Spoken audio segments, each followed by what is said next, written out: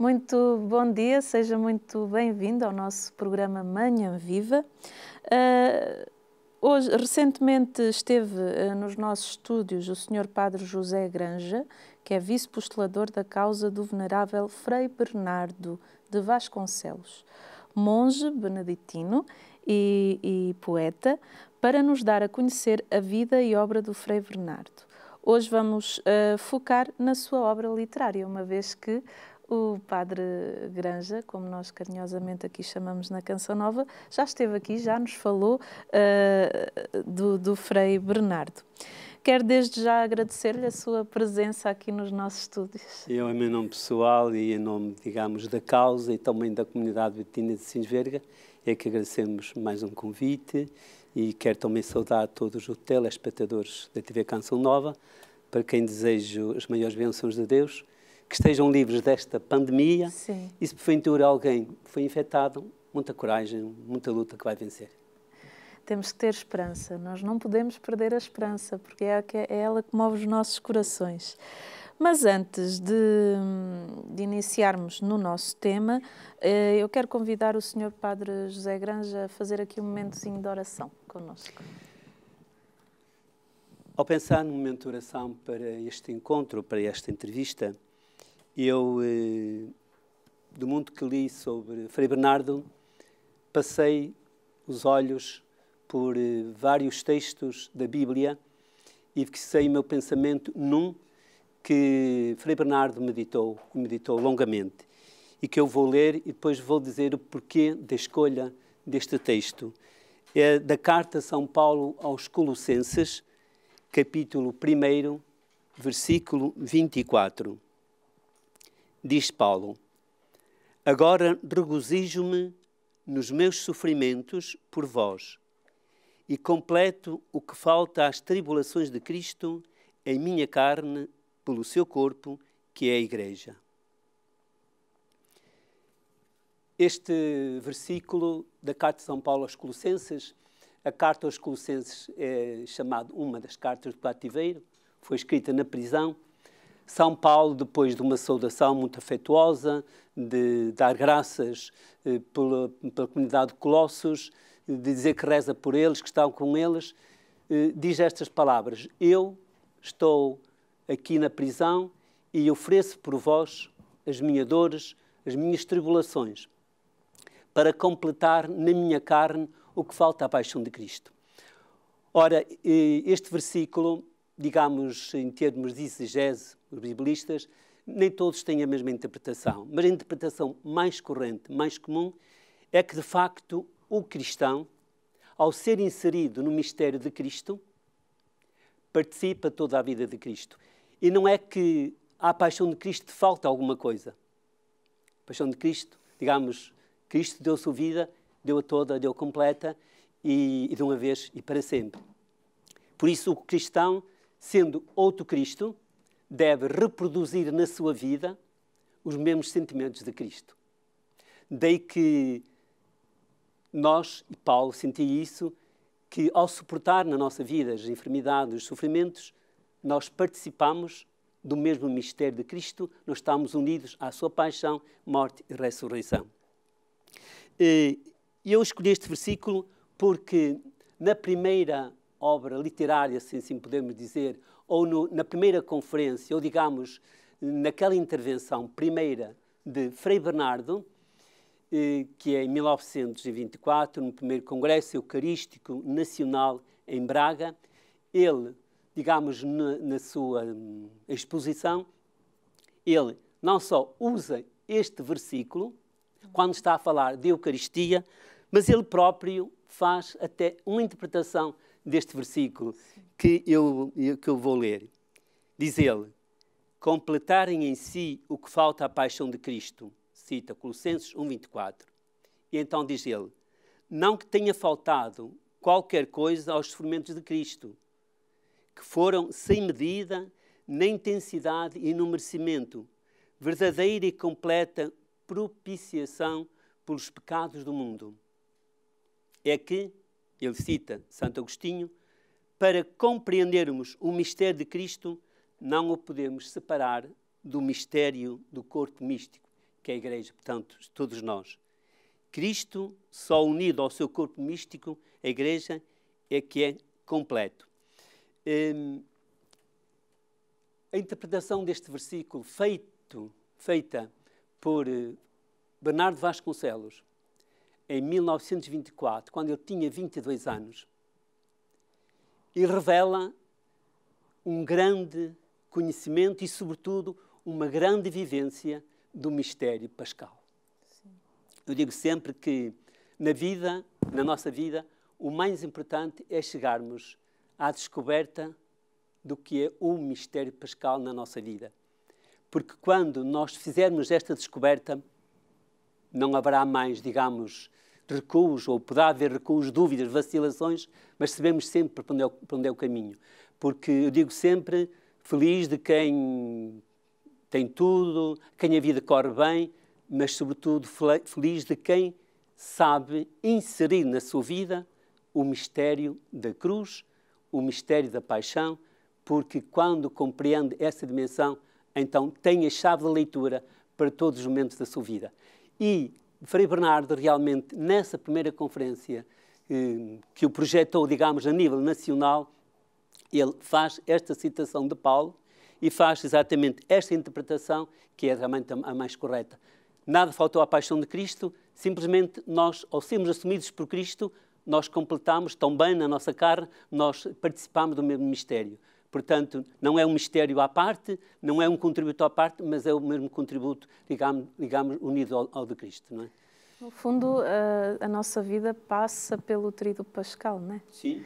E quando as pessoas entendem isso, até o sofrimento tem outro sentido, não é, Sr. Padre?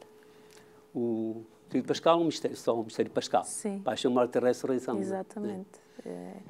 Que nós possamos olhar para a nossa vida e assumi-la como esse tríduo e dar um sentido ao sofrimento das nossas vidas e ter a certeza que a ressurreição ela virá. Sim. Mas para que ela aconteça temos que passar pela cruz. Não se pode alterar os passos, não dá para saltar etapas.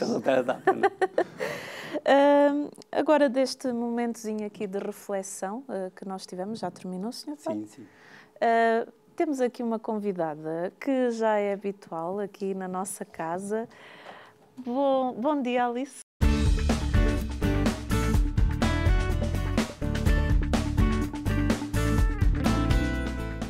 Alice, como é que está? Estou bem, graças a Deus.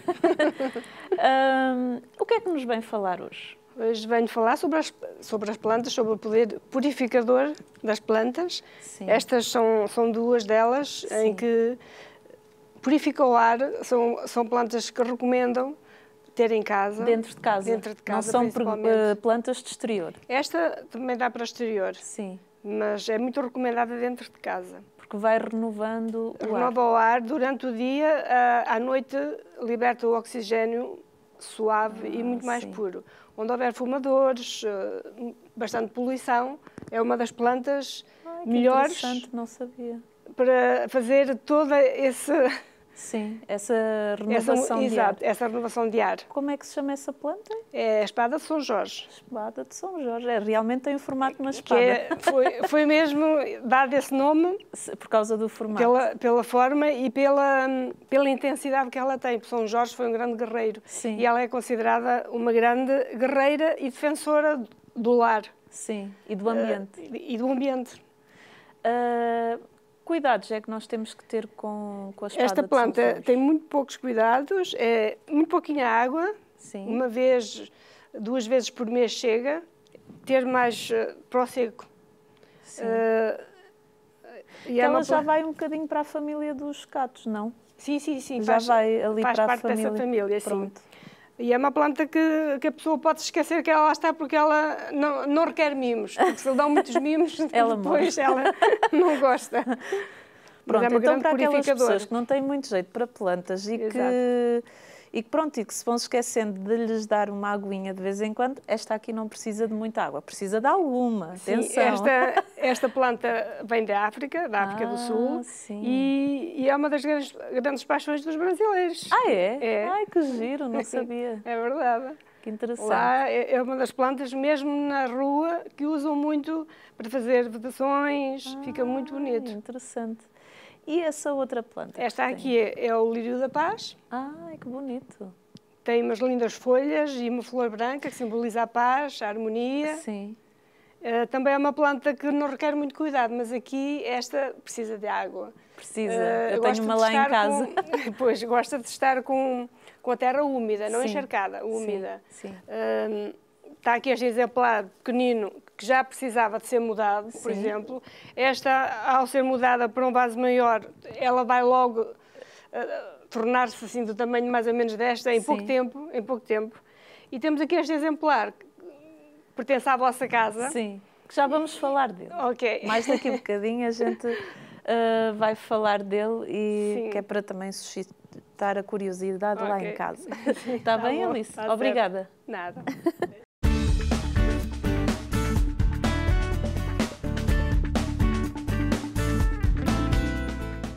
Padre Granja, para quem não esteve aqui no nosso programa, faça um resumo muito breve de quem é o Frei Bernardo de Vasconcelos.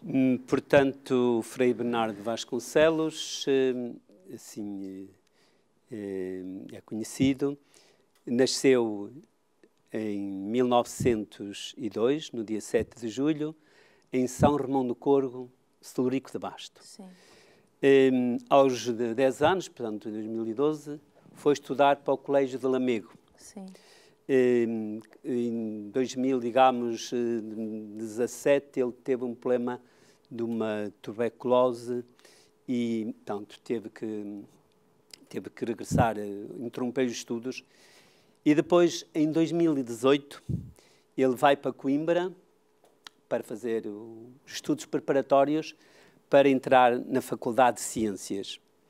Portanto, e depois, em 2019, ele matriculou-se na Faculdade de Ciências com o intuito de ir para a Escola Naval. Sim. Esteve, digamos, desde 2019 até março de 2020, esteve aí em Coimbra a estudar na área de ciências, mas as coisas, ele não estava muito apaixonado por o modo como os estudos estavam a correr. Então foi para o Porto, cidade de Porto, onde ele tirou um curso comercial e empregou-se inclusive num banco, mas também ele foi sempre alguém que pensou mais longe e mais alto sempre. E então ele volta, digamos, a Lamego, em julho de 1922, para, digamos, terminar a área de letras, para depois, em outubro de 1922, regressar a Coimbra para estudar Direito. Portanto, de 22, digamos, a 24, a maio de 24, ele está em Coimbra a estudar Direito. E, digamos, nesses 2 anos, são 2 anos de muita inquietude interior. Ele, em 1923, fez no Luz um retiro que o tocou profundamente. Ele estava bem rodeado de bons conselheiros, como o Dr. Manuel Gonçalves Sarigeira, mais tarde o Patriarca Manuel Gonçalves Sarigeira, que o aconselhou. Tinha realmente, ele entrou para, digamos, para o CADC, que é Centro Académico da Democracia, que está, e aí ele encontrou também uma escola de formação, que ele mais tarde vai ser, digamos, o vice-presidente, e tem um bom conselheiro, que é o padre, que era o assistente espiritual, o padre Luís Lopes de Melo, que o aconselhou, e penso que o padre Lopes de Melo foi determinante, porque ele desejava muito ser sacerdote, muito. Ele descobriu que a vocação, afinal, era ser padre. E enquanto que o Dr. Manuel Gonçalves Sarigeira, portanto, mais tarde o Cardeal Patriarca de Lisboa, o aconselhava a acabar o curso de Direito, para no final do curso de Direito ir para Roma, estudar Teologia, porque viu nele capacidades de alguém que podia tirar, sei lá, um doutoramento em Teologia mais longe, mas ele não lhe agradou muito esse plano, essa proposta. Então o padre Luís Lopes de Melo disse-lhe assim: e por que não seres um sacerdote religioso? E ele, pois, talvez, ficou a pensar. E mais tarde, e por que não ser um sacerdote religioso e beneditino. E ele realmente aí, depois entusiasmou-se e então, digamos que em 26 de maio, ele deixa Coimbra para então, despediu-se de Coimbra, dos seus colegas, entregou tudo que tinha, os objetos, os livros, deixou tudo para os pobres, para os colegas mais necessitados, deixou tudo e despediu-se. Realmente os colegas foram à despedida dele à estação do comboio e até muitos deles que não eram, digamos, praticantes, não eram, foi uma apoteose, despedida dele, uns choravam, etc. E portanto, o Frei Bernardo lá vem para a sua terra, para então depois ir para entrar nos beneditinos. Ele deixa a sua terra, digamos, em 15 de agosto de 1924. No dia 16 passa bem para Cisverga. Está, digamos, praticamente 3 semanas, porque em 11 de setembro de 1924 ele vai para Samos. Samos é uma comunidade beneditina na Galiza, onde ele foi fazer, digamos, um noviciado, fez os votos, digamos, temporários, tomou o hábito, votos temporários, e realmente aí esteve, fez aí o seu noviciado, e em 1926, portanto, praticamente quase 2 anos depois, regressou a Portugal e foi para a comunidade que estava na Falperra, na altura. A comunidade beneditina que estava na Falperra. Mas, entretanto, é detectada a doença de Pote. Foi detectada praticamente uns dias antes dele, então, que ele já estava terminado, ir estudar para a Bélgica, estudar teologia. Claro, foi para a Bélgica, infelizmente a saúde não lhe permitiu estar grande tempo, porque eles passaram 3 meses, em novembro de 1926, ele tem que regressar. Portanto, ele está de 24 a 26 em Samos, regressa a Portugal e depois vai para a Bélgica, onde está só 2 ou 3 meses, e realmente aí começa, digamos, o calvário dele. Desde 1926 até 32, até a morte, começa, digamos, uma expressão que é muito corrente aqui no caso, começou o grande calvário dele.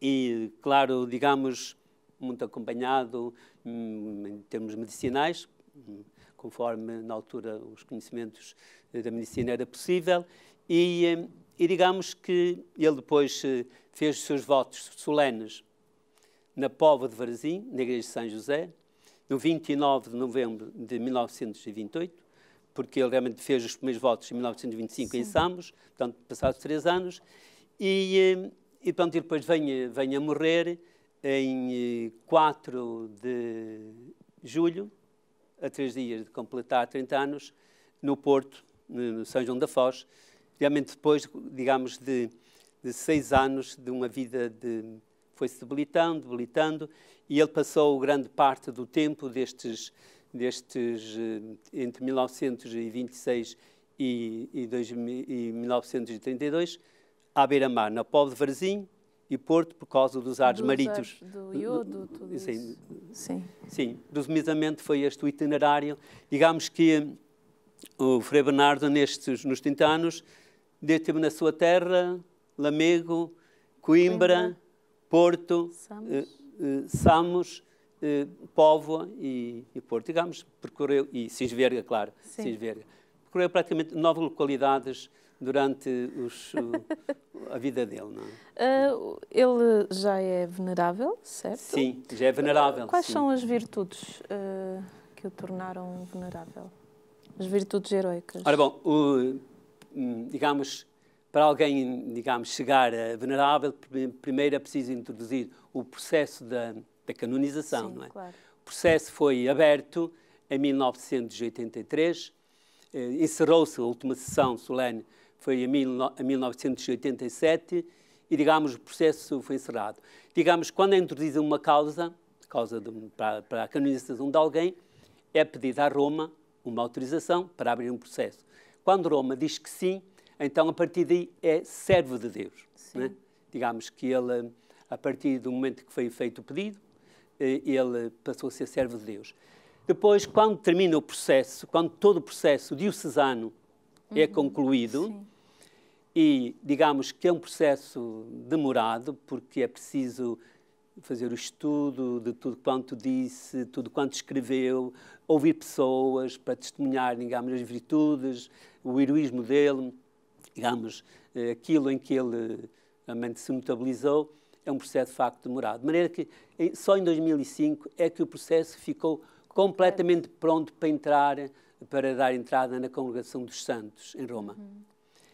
Quando entra, a Congregação dos Santos vai fazer o estudo, através de comissões especializadas na área da teologia, da mística, da espiritualidade, etc. Fazem o estudo. E já vai ser o Papa Francisco, no dia 14 de junho de 2016, portanto, ainda muito recente, 14 de junho de 2016, que o vai declarar venerável. Sim. Ou seja, realmente declara que ele praticou o heroísmo nas virtudes teologais, fé, esperança e caridade, nas chamadas virtudes morais, prudência, justiça, fortaleza e temperança. São estas chamadas virtudes teologais, virtudes morais ou cardeais, que nós também aprendemos na catequese. Provou-se que ele, nessas virtudes, foi realmente alguém que praticou o heroísmo, foi digamos, herói. Não é? E, portanto, foi declarado venerável, Sim. que digamos que é a etapa que dá mais trabalho em termos de estudo, e agora as outras duas são simples, mas podem demorar muitos anos. Sim. Ser beato é preciso um milagre, e depois, para ser santo, outro milagre. Nós estamos, neste momento, a pedir ao Senhor, e realmente agora o ser declarado beato depende muito de nós, digamos, depende de Deus, mas Deus quer nos associar, digamos, à sua obra. Pedir, o Senhor diz, pedi, batei à porta, insisti, pedir realmente esta graça para que realmente Deus seja glorificado nos seus santos, nomeadamente através dele, não é? Sim, é verdade. Senhor Padre Granja, estamos a chegar mesmo ao fim da primeira parte do nosso programa. Passa sempre muito rápido.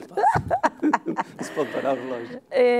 Vamos já para um brevíssimo intervalo e fique connosco para tomar um cafezinho e já voltamos com o Padre Granja e com a Alice, que está ali com as plantas.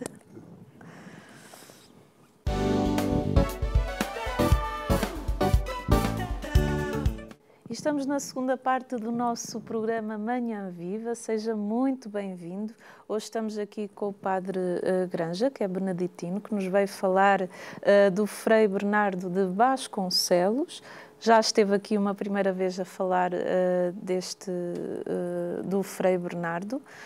Mas agora veio falar novamente porque na altura ficou pela metade e havia muita coisa a dizer e eu acho que vale a pena nós conhecermos um bocadinho mais do Frei Bernardo. Mas antes de falarmos aqui com o Padre Granja, vamos aqui voltar.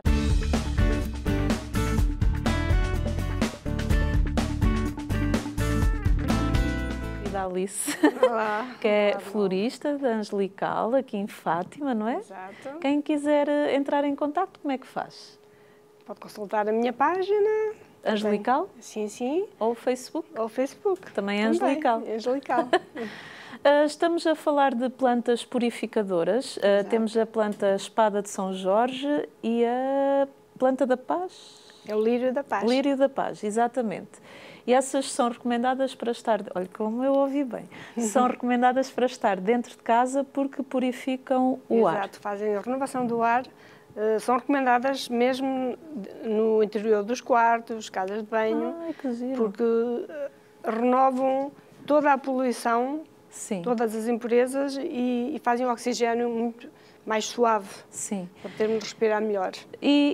Íamos falar aí dessa planta que está aí ao seu lado, que até está assim pronto a precisar de alguns cuidados. Podia-nos explicar alguns cuidados que nós precisamos? Exato. Elas normalmente são muito viçosas, muito verdinhas.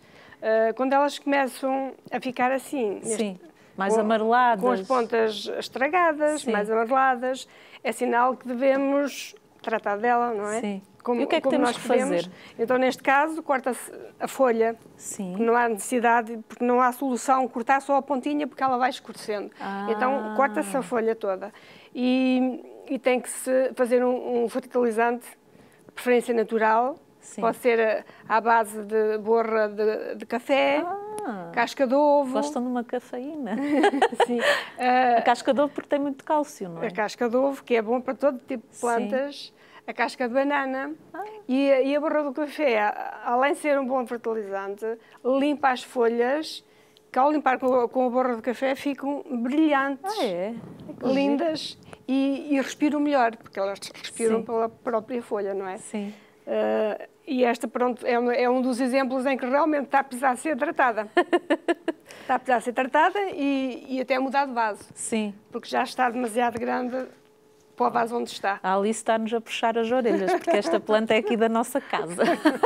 Mas é bom porque assim damos um exemplo daquilo que realmente se pode fazer. É verdade, é verdade. Porque elas são plantas que alcançam tamanhos lindíssimos, se estiverem no sítio certo e se tiverem o tratamento adequado. Claro, claro. Neste caso está aqui a faltar um bocadinho. Aqui está bonita, mas aqui já está a precisar de tratamento. Precisar de ser desvastada, como nós dizemos. E talvez um bocadinho mais de água, que é o caso daquela que está a dar sinais também de falta de água. Precisar de água, não é? Acudam. É verdade. Pronto. Sim, Alice, senhora. muito obrigada.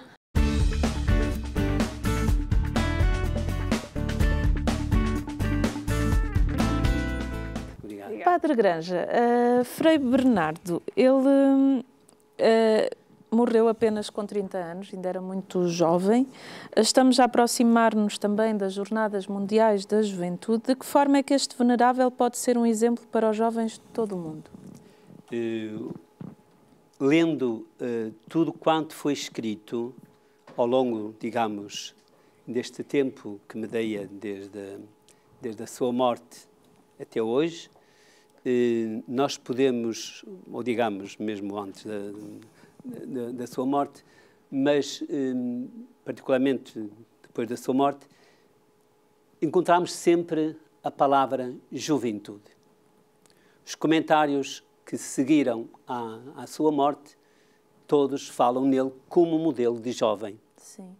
A própria oração que foi, a primeira oração que foi editada para pedir, digamos, a canonização dele, que ainda foi, digamos, aprovado pelo Dom António Vento Martins Júnior, arcebispo de Braga, e a atual, que foi aprovada recentemente pelo Dom Jorge Ortiga, falam exatamente na juventude ou jovialidade dele. Quando ouvimos os testemunhos dos seus condiscípulos, daqueles que foram, depois, mais tarde, seus admiradores e conhecedores, digamos, dos seus trabalhos, todos falam, de facto, numa alma verdadeiramente jovem. E o Frei Bernardo é modelo para os jovens em todas as dimensões. Em primeiro lugar, na dimensão humana. Nós sabemos que os jovens são muito sensíveis digamos, ao aspecto como tratamos os outros, Sim. na nossa relação com os outros. Pois Frei Bernardo, desde criança, teve uma preferência pelos mais fracos, pelos mais pobres, preferência essa que permaneceu durante toda a sua vida.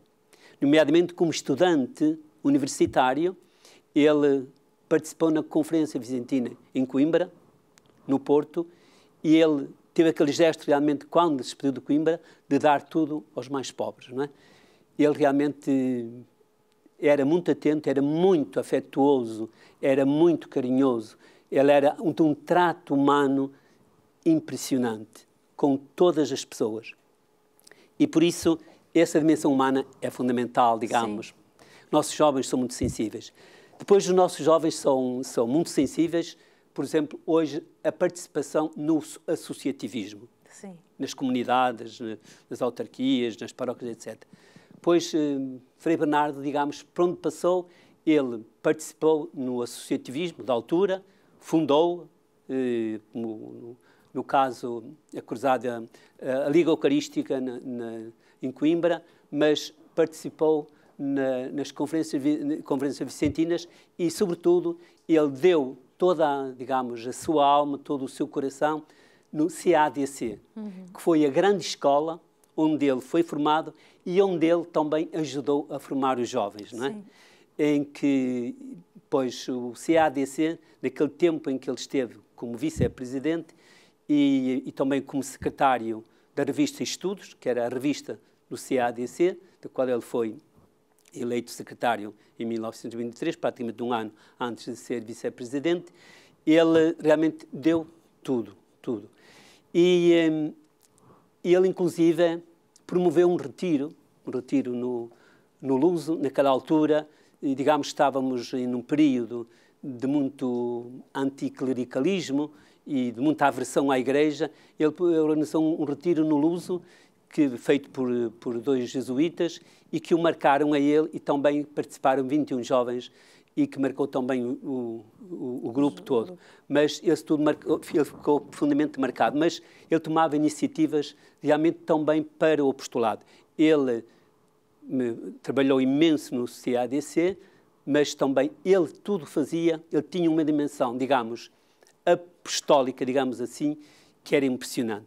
Ele estava, digamos, todo ele imbuído do desejo, como nós dizemos vulgarmente, de salvar os outros, salvar que os outros cheguem ao conhecimento de Deus. Sim. E esse desejo consumiu como que a vida dele toda. Ele só queria levar Deus aos outros, fosse quem fosse. E particularmente os jovens universitários, os seus condiscípulos, aqueles que até não eram crentes, ele tudo fazia para deixar uma palavrinha, para deixar um sinal, para os levar para Deus. Portanto, ele, como modelo de jovem, empenhado no associativismo, muito humano, muito amigo dos excluídos, dos mais pobres, dos doentes. Ele, de facto, ele pode ser também, eu admiro muito o Frei Bernardo na verticalidade dele, na humildade dele, na sinceridade dele, na capacidade de discernimento dele, digamos, na liberdade interior dele, muitíssimo grande. Ele, de facto, era alguém muito livre, com a capacidade de discernimento, de escolha, fantástico, não é? Que estas virtudes também os nossos jovens Sim. hoje admiram, a verdade, a autenticidade, a verticalidade, o sermos... Ele era transparente, autêntico, ele era transparente, podemos dizer, quem lê os escritos do Frei Bernardo, a gente está a ler, está a ver a alma dele por dentro, é como, de facto, a água límpida, onde Sim. se vê realmente toda a sua vida. E por isso ele poderá, eventualmente, que quem tem direito dirá, ser apresentado como modelo, como digo, ler os seus escritos. A primeira vez que ouvi falar dele publicamente foi o saudoso Arcides Praga, Dom Eurico Dias Nogueira, que também pertenceu ao CADC, e em que ele realmente o apresentava como modelo de jovens. Uma condiscípula dele, que depois mais tarde foi professora, ela realmente diz, inclusive, propunham, isto, digamos, estamos em 1982, quando o 50º da morte dele, numa conferência ou num testemunho que ela deu, a doutora Dionísia Mendonça, ela dizia que ele devia ser, digamos, o patrono dos jovens universitários, porque realmente foi alguém, digamos, no meio universitário de Coimbra, que naquela altura não era nada fácil, Sim. como hoje não é, que realmente nunca se cansou de colocar Deus, de levar Deus, de anunciar Jesus Cristo. Fez a diferença. Fez a diferença. E isso levou a que muita gente, inclusive, que estava longe da Igreja, que se aproximasse de Deus, e há muitos testemunhos escritos a esse respeito, devem, digamos, a sua conversão ao testemunho de Frei Bernardo. Qual a importância da poesia na vida de Frei Bernardo? Bom, nós sabemos que o Frei Bernardo é conhecido pelo monge poeta, pelo poeta místico, pelo poeta do humor divino. Sim. Digamos que a poesia é uma forma de arte, não é? É uma das mais belas expressões Sim. da arte. Digamos que ele, para além de toda a sensibilidade espiritual que tinha, ele realmente tinha também esse dom, a dom de escrever poesia, dos poemas. Ele começou a escrever os primeiros poemas, ali mais ou menos por 1920, e foi escrevendo, foi-se também, digamos, aperfeiçoando, até que realmente deixou uma obra, digamos, poética, que é digna de mérito. Sim. Digamos que não é aquela poesia comercializada, Sim. mas é uma poesia profundamente espiritual, profundamente mística. Daí que talvez, digamos, só pessoas na área, digamos, da espiritualidade e da mística são capazes de penetrar no âmago Sim. do que ele diz, não é? Mas, de facto, tem poemas lindíssimos, profundíssimos, e daí que ele é a obra, digamos, que o coloca, digamos assim, mais na esfera dos intelectuais, mas digamos que a obra literária dele é muito mais extensa, digamos. Eu digo que é sempre um pouco redutor falar do venerável Frei Bernardo só como poeta, Sim. porque isso é muito pouco, porque ele é muito mais que poeta. Ele foi, sobretudo, realmente alguém que cantou o amor divino em todo o seu viver, mesmo sem escrever.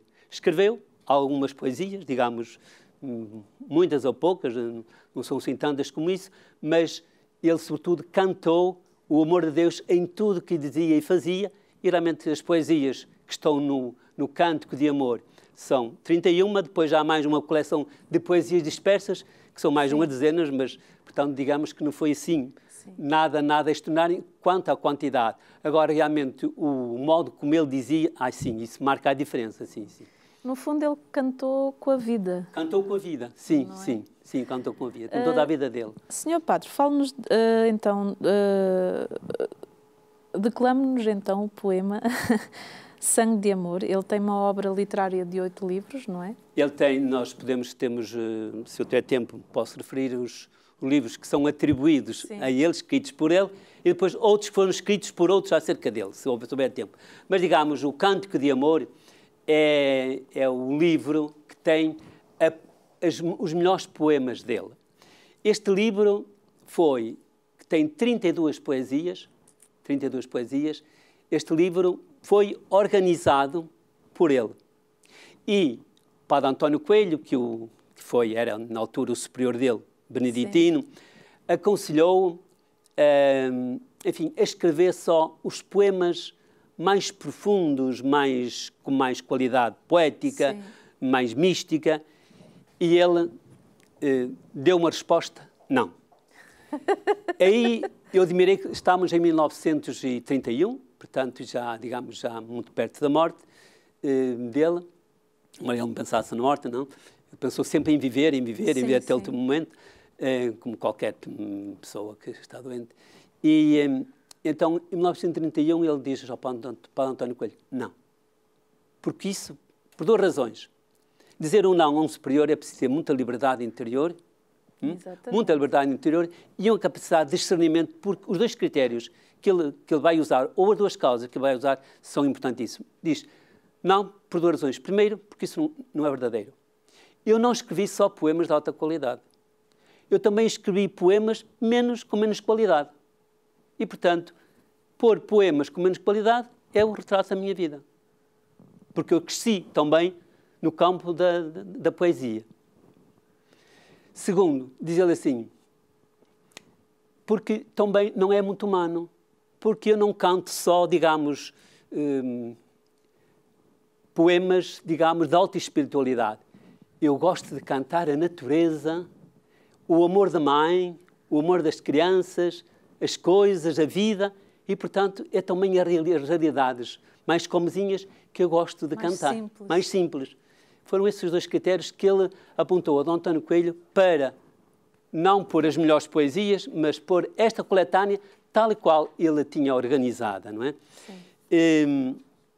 Como digo, tem aqui 32 poemas e eu vou ler aqui um que tem o título Sangue do Céu. Este poema foi composto em 1928 e foi dedicado a um padre que foi muitíssimo amigo dele, muitíssimo admirador, e uma figura de referência nacional, que é o Monsenhor Moreira das Neves. Sim. Poeta, diretor de novidades, que era, digamos, o jornal da Igreja, e realmente alguém que foi um grande amigo e, sobretudo, um grande admirador de Frei Bernardo. E quando ele foi ordenado sacerdote, ele, que foi em 1928, Frei Bernardo dedica-lhe este poema. E eu gostava, neste momento, ao ler este poema, dedicá-lo a todos os sacerdotes que foram ordenados este ano. Estamos, digamos, já no mês de agosto, à altura das nomeações para as paróquias, já houve ordenações em quase todas as dioceses, de jovens sacerdotes, e eu gostava também de dedicar a todos os sacerdotes, mas particularmente aos que foram ordenados neste ano pastoral, gostava de dedicar este poema. já corre em tuas veias sangue novo, pois que te sei ungido do Senhor. É sangue azul do céu e desse povo, feito esposa feliz do próprio amor. Não pode haver mais alta fidalguia, nenhum brasão se sobreponha à cruz. No mal caídos, fomos dele um dia, erguidos e libertos por Jesus. Já Deus te não quis servo, mas amigo, para que possas partilhar consigo eternas maravilhas nunca ouvidas. O que te fez pastor, fez-se cordeiro, para que possas tê-lo prisioneiro nas tuas mãos divinamente ungidas. Este soneto que ele compôs para, na altura, o padre Moreira das Neves. Muito bonito. Senhor Padre Granja. Além de, não sei se posso falar dos outros livros. Sim, eu ia lhe perguntar isso. Que outras obras? Tem outras obras. Eu queria falar desta obra... Mostra ali para a câmara do Marco. Esta obra do ideal cristão. Sim. Ora bom, digamos que do ideal cristão, Bernardo Vasconcelos, quando estava como vice-presidente do CADC, foi-lhe feito um desafio de preparar uma conferência para os seus colegas, para as pessoas que pertenciam ao CADC. E ele diz, algures, numa das suas cartas, é importante sublinhar este pormenor, que para conhecermos Bernardo Vasconcelos, nós temos, de facto, duas fontes. O género epistolar, as cartas, que são cerca de 500 cartas que ele escreveu, a maior parte, 2/3 para a família, depois para os amigos, condiscípulos, para várias outras pessoas, em que ele deixa retratada a sua alma, realmente todos os seus valores. E eu gosto muito de ler as cartas, porque quando ele escreveu as cartas, não estava a pensar que um dia iam usar as cartas para, digamos, falar sobre ele. Sim. Escrevia ao cor da pena, o tom dos seus sentimentos, assim, são lindíssimas, profundíssimas as suas cartas, não é? E depois, além das cartas, nós temos então algumas coisas que ele escreveu. O caso das poesias e esta obra, este primeiro trabalho do ideal cristão, que foi proferida a conferência no dia 11 de maio de 1924 para os associados do CADC, e realmente, quando as pessoas ouviram esta conferência, ficaram de tal maneira entusiasmadas que disseram, bom, isto realmente só vindo do céu. Isto é excepcional, isto é extraordinário, não é? Tanto que, na altura, o Dom Manuel Gonçalves Cerejeira, o doutor Manuel Gonçalves Cerejeira, o vai propor, porque estavam uns meses do primeiro Congresso Eucarístico Nacional, o vai propor para ir fazer a conferência no Congresso Eucarístico, que estavam dezenas e dezenas de milhares de pessoas. Fala-se até em centenas, 200, 300 mil pessoas, digamos, nos atos de encerramento do Congresso Eucarístico. Ele faz como tese em que, então, ele mudou um pouco o título da conferência, então era Juventude na Paz pela Santíssima Eucaristia. Ou seja, ele diz que a juventude só pode ter a paz se viver o mistério da Eucaristia, ao fim de contas. Portanto, mudou o título, mas digamos que o conteúdo é o mesmo. E esta conferência, lê-la, fica-se a perceber o quanto o Frei Bernardo tinha caminhado. Ele aqui cita um conjunto de escritores portugueses, de poetas e escritores, filósofos, cita-os. Ele cita grande parte dos místicos, ele cita, digamos, teólogos, cita muitas passagens bíblicas em que se vê, ele faz aqui um trabalho realmente de muita profundidade bíblica, espiritual, teológica, que num jovem, digamos, com 22 anos, e que propriamente não vinha de uma área de teologia, não era um estudante de teologia, vinha da área de direito, um jovem académico, fazer uma conferência desta profundidade, ela continua hoje a ter plena atualidade. Portanto, digamos, esta conferência tem tido várias edições, esta é a 7ª, saiu em 2012, teremos que, enfim, preparar uma outra edição, porque realmente está esgotado. Mas eu digo que ler este trabalho é, de facto, conhecer a profundidade mística e espiritual do Frei Bernardo de Vasconcelos. Ele fez esta conferência no Congresso Eucarístico e é interessante, agora referi este pormenor, desse Congresso Eucarístico, entre 2 e 7 de julho de 1924, é interessante ver que nesse congresso estiveram, digamos, 5 pessoas cujo processo de canonização está introduzido. Esteve a Beata Alexandrina, em 1924, em 1925 ela paralisou de vez, não é? Esteve o venerável Frei Bernardo, como um dos locutores, de muitos que lá estiveram. Esteve o venerável, ele, numa carta que ele escreveu depois do Congresso, ele fala muito em 2 bispos. Diz ele que ficou profundamente tocado pelo bispo auxiliar da Guarda, que já é venerável também, o Dom João Oliveira Marques, na altura era bispo auxiliar da Guarda, e o bispo do Algarve. Também diz ele que ficou tocado intimamente também pelo bispo do Algarve.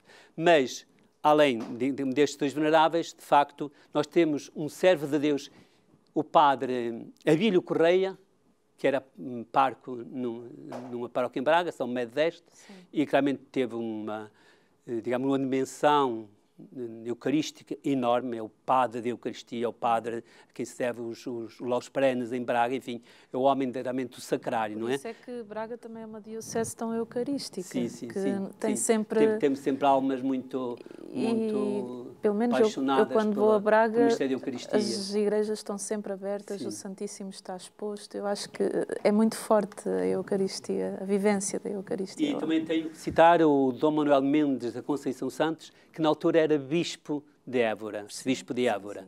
Portanto, lá estiveram, pelo menos, e peço perdão se me passa alguém, que eu não tenha conhecimento, mas teve a Beata Alexandrina, o venerável Frei Bernardo, o venerável Dom João Oliveira Marques e o servo de Deus Dom Manuel Mendes Conceição Santos e o padre Abílio Correia de Braga, não é?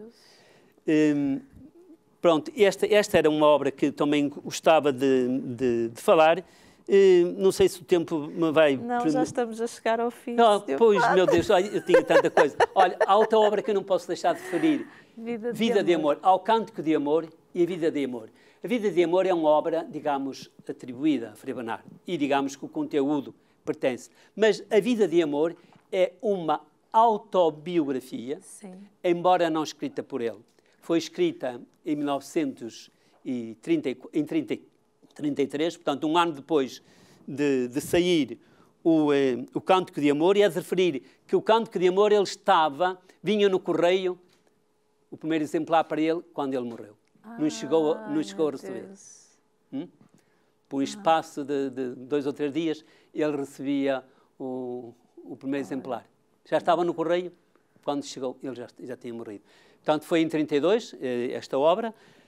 Esta foi em 1933, foi o Padre António Coelho, portanto, Padre beneditino, que pegou nas cartas tudo o que ele tinha escrito e então fez, digamos, este livro que é Vida de Amor, em que, digamos, que ele pega em excertos de carta e vai, digamos, desenvolvendo toda a vida do Frei Bernardo.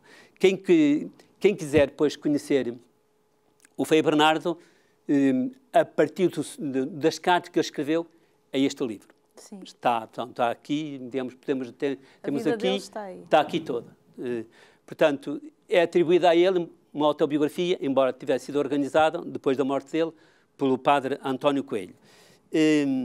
Depois, mais obras que ele escreveu. Há realmente aqui um livro que foi escrito em 1928. Bem antigo. Sim, 1928. A Vida na Paz. A Vida na Paz, que era de... Ele foi, como sabe, ele foi estudar, em 1926, foi estudar para a Bélgica. E então, ele aí, ou lá, ou até porventura antes, ele conheceu realmente um grande leitor de almas, e que tinha vários livros na área da espiritualidade e na área da psicologia, que é Dom Idesbalde. E então ele traduziu para português a obra dele, que é A Vida na Paz. Este livro, ele chama-lhe A Vida na Paz, como digo, é uma tradução de um livro de um monge belga. Ele chama-lhe uma espécie de imitação de Cristo. Ai, que interessante. Porque quem lê este livro, por exemplo, quem está na formação de candidatos ao sacerdócio, à vida religiosa, é fantástico. Está aqui tudo, essencial. Uma linguagem, digamos, já com os anitos, mas o esqueleto está aqui. Aí todo. Está aqui tudo. Ele traduziu este livro e que realmente nós, quando lemos os escritos dele e lemos que está aqui, ele terá assimilado bem, porque não foi por acaso que ele se deu ao trabalho de traduzir para português. Aliás, este livro está traduzido em muitas línguas, francês, espanhol, inglês, alemão, etc., porque realmente é uma espécie quase de compêndio de formação de candidatos à vida consagrada. Olha que interessante. Padre Granja, chegámos ao fim. Livros, tenho muitos mais. Chegámos ao fim. Acho que temos de fazer outro programa. Mas pronto, hoje já conseguimos falar um bocadinho mais da literatura do Frei Bernardo, e quero agradecer a sua presença aqui, sempre tão boa na nossa casa. Obrigado, eu que agradeço. Será sempre muito bem-vindo. Uma mensagem final para quem nos acompanha. O que eu pedi a todos os que nos estão a ouvir e a acompanhar é que não deixem de contribuir para a glória de Deus. Sim. Como todas as formas, enfim. Uma delas é, pois, pedindo ao Senhor que este venerável seja, pois, beatificado e canonizado, porque servirá depois a sua vida, o seu testemunho, ainda para testemunhar mais a grandeza de Deus. Portanto, se precisarem de pagelas ou do nosso boletim, é só questão de pedir para a causa do venerável Frei Bernardo Vasconcelos, Mosteiro de Cisverga, 200, 4795, 309, Roriz, Santo Tirso. Depois, não sei se podem passar em rodapé este correio eletrónico. Pronto. Que nós podemos mandar pagelas, podemos mandar, enfim, livros, alguns estão esgotados, mas temos alguns. É de facto uma vida interessante. O modo como ele escreve é muito levezinho e eu digo que não é um santo difícil, nem complicado, nem muito exigente. Ele foi sempre muito claro, muito transparente, e ele é o santo da alegria, do entusiasmo, do otimismo, da esperança, e por isso vale a pena lê-lo. É jovem. É jovem. É jovem. Os jovens são alegres, são tudo isso que o Sr. Padre disse. Muito obrigada pela sua presença. Muito obrigado. Obrigada, Alice, pela tua presença, que é sempre tão boa. E fique... Alice, pelas flores. E fique com a nossa programação. Até ao próximo programa, se Deus quiser.